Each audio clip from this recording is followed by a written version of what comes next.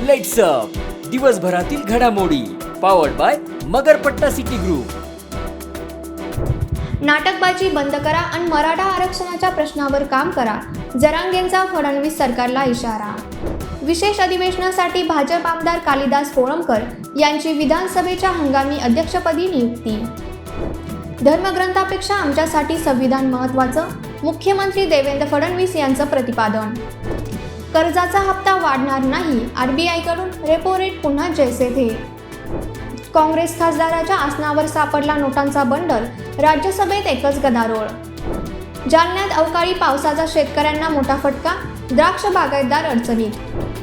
विधानसभेचे एकूण 288 प्रतिनिधी उद्या घेणार आमदारकीची शपथ. दुसरा कसोटी सामना, पहिल्या दिवसाचा खेळ संपला, भारताकडे 94 धावांची आघाडी.